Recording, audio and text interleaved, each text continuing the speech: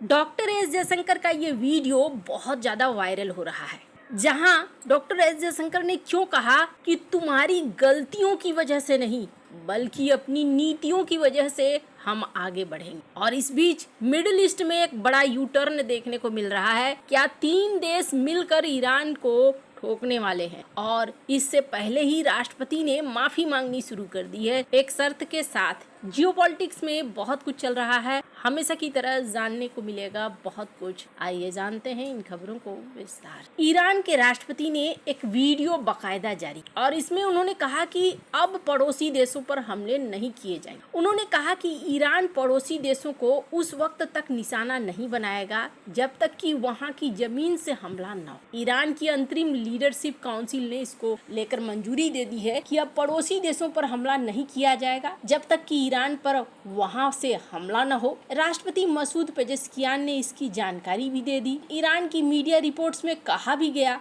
कि राष्ट्रपति ने पिछले दिनों पड़ोसी देशों पर किए गए हमलों के लिए माफी मांगी। ईरान के राष्ट्रपति के ऐलान के बाद कतर के लोगों के मोबाइल पर एक मैसेज भेजा गया जिसमें कहा गया कि सुरक्षा का खतरा खत्म हो गया है और स्थिति नॉर्मल हो गई, लेकिन तभी फिर से मिसाइल हमला हो गया। ईरान ने पड़ोसी देशों पर हमले रोकने का ऐलान उस वक्त किया जब सऊदी, यूएई जैसे देशों ने जवाबी कार्रवाई की तैयारी शुरू कर दी। कहा जा रहा है कि ईरान के राष्ट्रपति के माफी मांगने के ठीक बाद भी कतर की राजधानी दोहा में धमाकों की आवाजें सुनी गई। इसमें कहा गया कि मिसाइल को जमीन पर गिरने से पहले इंटरसेप्ट कर लिया गया, जबकि ईरान के राष्ट्रपति ने कहा कि ईरान का अब पड़ोसी देशों पर हमला करने का कोई इरादा नहीं है, लेकिन दोहा में सिक्योरिटी अलार्म बज रहे हैं। फिलहाल अब एक टेंशन वाली बात हो गई है। कतर के रक्षा मंत्रालय ने ईरानी मिसाइलों के हमले की पुष्टि भी की है। मंत्रालय ने कहा है कि सेना ने मिसाइल अटैक को इंटरसेप्ट किया जिसका टारगेट उनका देश था।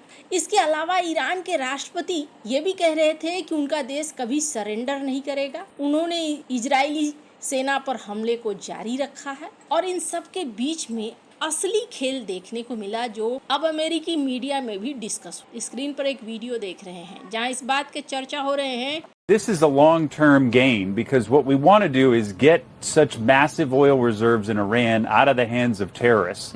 And so what we're going to experience here in the short term is highly outweighed of the long-term benefit, because ultimately we're not going to have to worry about these issues in the Strait of Hormuz, because we're going to get all of the oil out of the hands of terrorists. कि अमेरिकी white house ने ये कहा है कि Iran के तेल को हम सीज कर लेंगे। ठीक वैसे ही जैसे ही वेनेजुएला का कार्यक्रम हुआ वैसा ही ईरान का कार्यक्रम होता हुआ दिख रहा। अब मजे की बात सुनिए, यहाँ पर क्या हुआ है। आखिरकार ईरान के राष्ट्रपति ने कहा, माफी मांगी, लेकिन फिर भी कतर पर हमला क्यों हुआ? तो पहली बात ये है, कहा जा रहा है कि जो टॉप के लीडरशिप हैं वो लीडरशिप खत्म हो चुकी है। पहली पीढ़ी, दूसरी पीढ़ी, तीसरी पीढ़ी, और ये बात खुद डोनाल्ड ट्रंप ने भी कहा था। इस वीडियो में सुन सकते हैं। Said I'd give it a 12 to a 15. Their army is gone. They're just about, look, their navy is gone. Their communications are gone. Their leaders are gone. 2 sets of their leaders are gone. They're down to their 3rd set. Their air force is wiped out entirely. Think of it. They have 32 ships. All 32 are at the bottom of the ocean. Other than that, they're doing very well, Coach. Very well. We're doing, our military is doing phenomenally.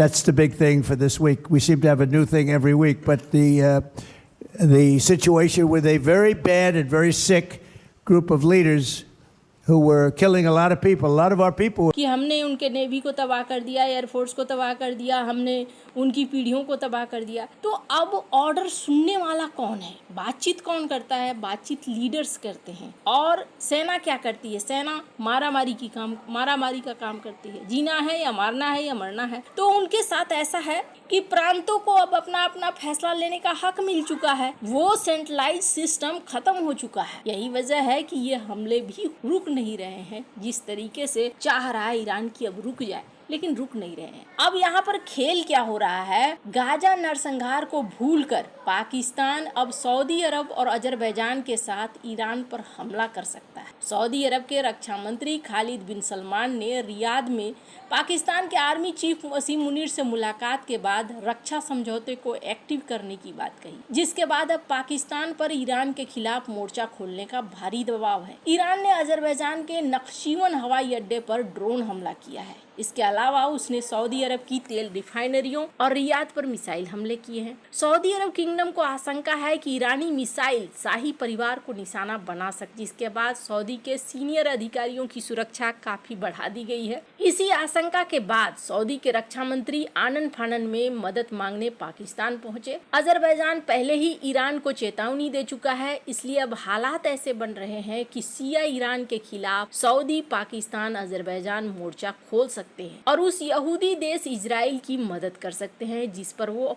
आग उगलते रहते हैं, खास करके Pakistan. Saudi Pakistan का रक्षा समझौता है, जिसकी वजह से ये प्रेशर ज्यादा हो जाता है। अजरबैजान के रुख की बात करें तो अजरबैजान के इजराइल के साथ मजबूत रक्षा संबंध है। इजराइल अपने एडवांस हथियारों की सप्लाई अजरबैजान को करता है। ईरान को हमेशा से डर रहा है कि अजरबैजान अपने क्षेत्र का इस्तेमाल इजराइल को अपने खिलाफ हमला करने के लिए दे सकता है। इसी डर के साथ ईरान ने अजरबैजान के नक्शीवन पर ड्रोन हमले कर दिए थे, जिसमें 3 लोग घायल हुए। इजराइल का एंगल क्या है? इजराइल अमेरिका ने 28 फरवरी को ईरान पर हमले की शुरुआत की। सऊदी अरब, अजरबैजान ने इजराइल के साथ सीधे गठबंधन में दिखने के बजाय संप्रभुता और सुरक्षा के नाम पर ईरान का विरोध। अगर ऐसा होता है तो क्या होगा?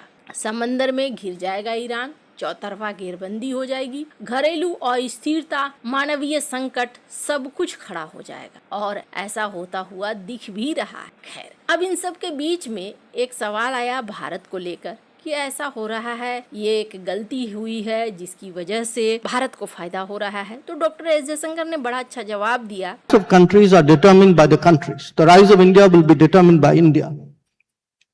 It will be determined by our strength, not by the mistakes of others. So let me stop there. कि तेल का फायदा या किसी भी तरीके का जो फायदा भारत को हो रहा है, तो इन्होंने कहा देखो, भारत का राइज होना ये भारत के अपने दम पर है, न कि हम किसी और के गलतियों पर निर्भर हैं। वैसे आपको बता दूं, गल्फ के लिए, खाड़ी देशों के लिए इंश्योरेंस बढ़ाया है अमेरिका ने और इसको लेकर भारत से बातचीत भी की है। स्क्रीन पर आप देख सकते हैं इस ट्वीट को।